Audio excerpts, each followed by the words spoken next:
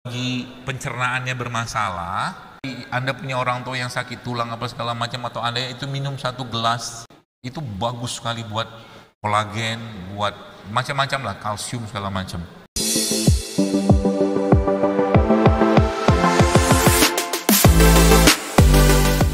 Nah, saya mau cerita sedikit. Enzim-enzim serat tadi juga Anda bisa dapatkan dari mereka-mereka ini. Buah-buahan ini.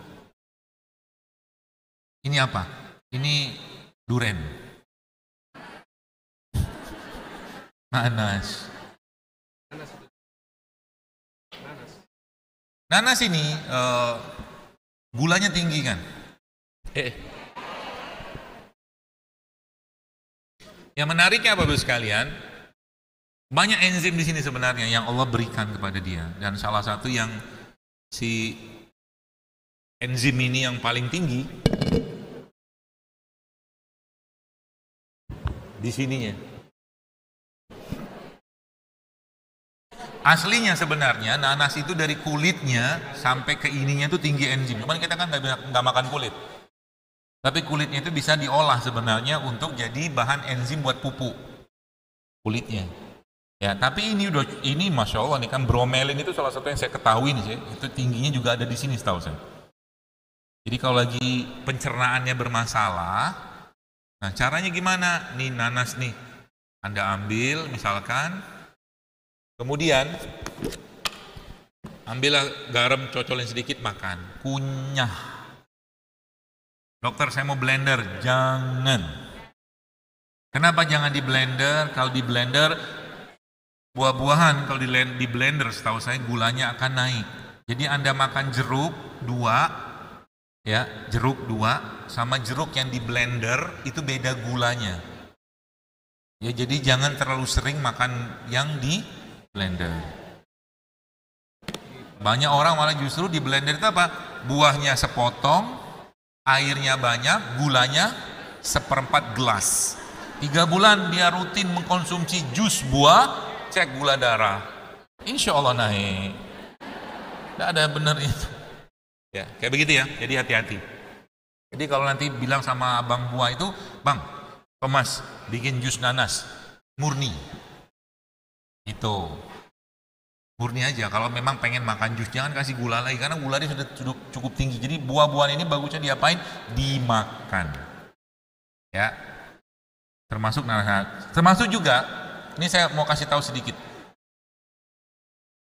Buah kayak begini loh sekalian, nanas ini, gini. Nanas ini sebenarnya, jadi gini. Apa yang Allah ciptakan itu punya inti sel. Atau mungkin bahasa kita stem cell-nya itu ya, mungkin ya bahasa gitu. Nah, waktu saya dapat ya nyantri lah, berguru ke seorang guru lah, dia cerita bahwa nanas ini, lihat, nanas ini inti selnya itu cuma 30%-an lah kurang lebih kata dia. Cuma 3, sisanya apa? Air, mineral, serat. Ini real food kan, real food maksudnya makanan asli. Artinya Anda bayangkan kalau ada makanan yang diolah, makanan asli saja tidak 100%. Jadi kalau ketika orang makan tiap hari itu banyak makanan olahan, apa yang terjadi? Nggak banyak lagi dia dapat inti selnya, apalagi makanan kemasan. Nanas ini saja yang tinggi enzim itu nggak ada 50%. Itu maksudnya. Jadi kenapa zaman sekarang orang itu kayak nggak ada dapat power dari makanan yang dia makan, udah nggak ada lagi nyawanya. Apalagi banyak orang kadang-kadang lebih bangga dengan makan kayak gini. Misalkan buah-buahan kayak begini. Buah itu nyawanya buah atau tumbuhan ada di biji. Di bijinya. Jadi sekarang kalau nggak ada biji, nyawa di mana? Nah gitu. Ya, maka ada beberapa buah yang kalau bisa Anda makan biji itu bagus sebenarnya. Contoh mangga. Mangga tuh nggak banyak juga inti sel, tapi inti selnya itu justru malah ada pada bijinya. Bijinya itu bukan yang luar itu yang gede itu bukan, tapi Anda yang tebal itu kulitnya itu dikupas lagi dalam itu loh. Itu maksudnya. Itu nyawanya di situ.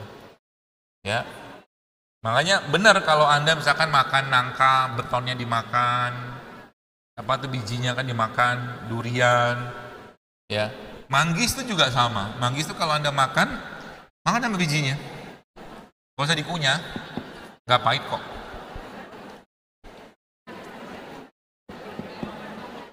Oke, lalu buah-buahan. Jadi nanti mulai sekarang, jadi kalau saya misalkan ya, ini mulai agak dinaikkan level apa ya, pemahaman kita terhadap makanan. Contoh misalkan saya diberi pilihan manggis, anggur, sama mangga harum manis.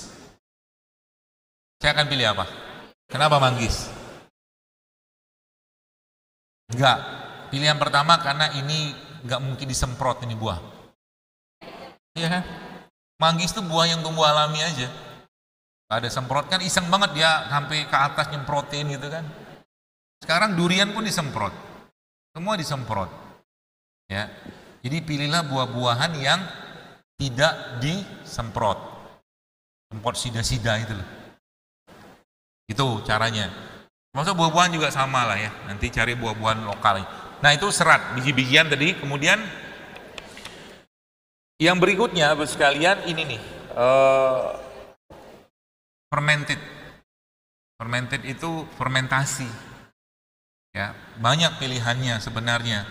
Ada tempe, ada miso, ada tauco, ada kimchi. Ya. Nah itu makanan fermentasi atau minuman fermentasi Anda masukkan list dalam menu makan Anda tiap hari. Ya. Contohnya kan, misalkan ini kan kalau kita kan nggak biasa kan makan kimchi kan, asam dia. Tapi orang Korea itu cara makannya benar. Tapi sebenarnya dalam Islam Nabi itu sudah sampaikan sebaik-baik lauk kata Nabi adalah khalt. Khalt itu cuka. Nah ini ilmu di sini. Jadi kalau dokter saya belum bisa ninggalkan karbo-karbo olahan, tidak apa-apa, Anda minum cuka dulu sebelumnya. Cuka apel, cuka madu, cuka nanas. Jadi misalkan ini Anda mau makan nasi yang belum ditopping apa-apa, ya. Kemudian sebelum makan itu Anda ambil air kayak begini, campurkan cuka, ya 1 sendok teh atau gitu kan, diencerin aja supaya nggak terasa asamnya, minum. Tunggu beberapa saat, nanti barulah makan yang tinggi-tinggi gula tadi. Jadi kalau sekarang sudah mulai ngerti ilmunya, mungkin boleh nggak? Ini bukan perkaranya boleh atau tidak boleh, kita memilih gitu ya. Contoh mungkin kalau orang sudah tahu, mungkin kayak misalkan Anda disuguhi nasi goreng, ada 1 piring nasi goreng, ada bakwannya 2, ada kerupuknya, terus minumnya teh manis. Itu udah geleng-geleng kepala ibunya. Isinya apa itu semua? Karbo semua. Tapi ada yang bagus dan tinggi serat di situ, dan dia sering menjadi hiasan, yaitu daun selada dan acar. Jadi kalau Anda mau makan nasi goreng supaya banyak seratnya, nah saya kasih ajar caranya. Nasinya 2 sendok saja.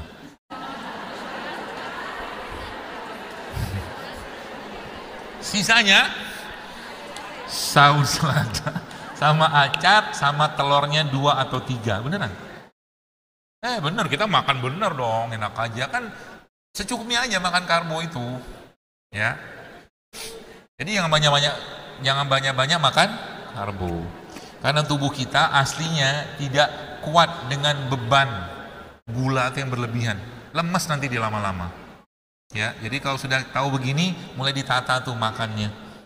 Ya, jadi kalau suami Anda misalkan minta kopi, misalkan dia bilang pakai gula misalkan itu kan, udah mulai di stop gulanya. Dan dampingi dia waktu minum kopi. Supaya manis gula itu pindah ke wajahnya Anda dan dia tetap merasakan kopi itu manis. Siapa tahu, ya.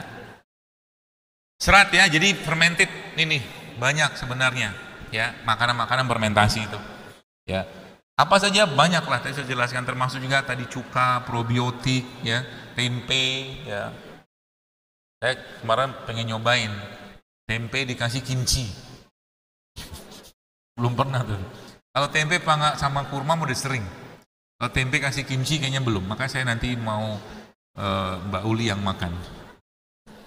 Tempe kasih kimchi, ya, biar dia berbahagia.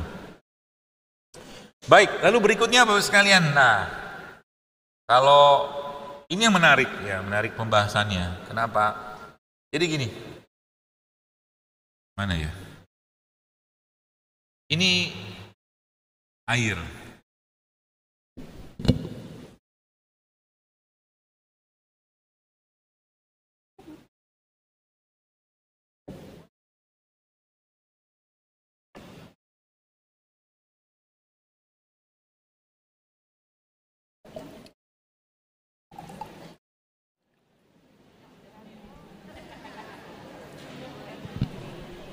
Ini air kelapa kan?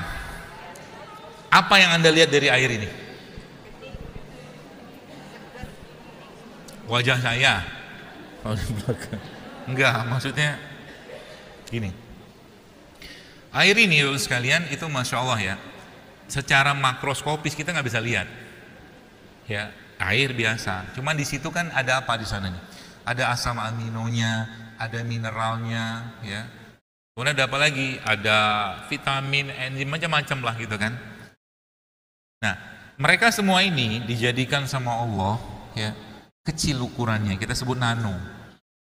Jadi hampir sebagian besar, sama juga kayak madu, kan kelihatan cuma cair doang, tapi isinya apa? Nggak bisa kita lihat dengan mata kepala kita. Maka Allah ciptakan mereka ini semua dalam bentuk nano, kecil. Ya, kecil ukurannya. Nah, oke, saya stop dulu situ. Saya mau kasih tahu sedikit tadi tentang buah itu, tentang stem cell. Jadi ini nanti tolong diingatkan lagi. Jadi ini buah-buahan kayak begini nanti Anda ambil sekitar 10 kilo. 10 kilo. Apa aja buahnya boleh, macam-macam buah, lalu Anda blender. Ya, blender. Nanti Anda tunggu sekitar 3 jam. Nanti dia akan turun tuh airnya. Di atasnya ada buih-buihnya, nah di bagian agak bawah buih itu ada cairan warna putih. Itu stem cell-nya. Ya, stem cell-nya ini kalau kita bikin 10 kilo buah itu cuma jadi 100 mili. Dikit banget. Nah, itu diirit-irit. Buat muka, buat minum.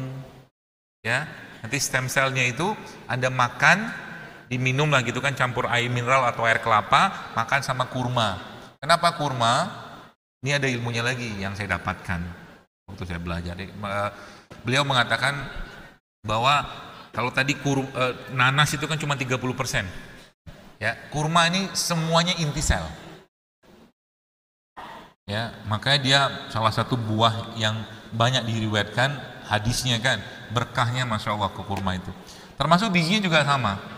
Cuman karena keras, ya kalau mau diolah ya dibikin kayak kopi gitu, disangrai, nanti di blender pakai food processor, nanti dibikin seduhan bubuk kurma. Jadi kayak kopi lah, kopi biji kurma lah, bukan kopi tapi seduhan serbuk biji itu. Jadi Anda minum kopinya, bubuk kurma tadi dikasih air panas, makannya ini, minum stem cell. Uish, glowing binti king glowing.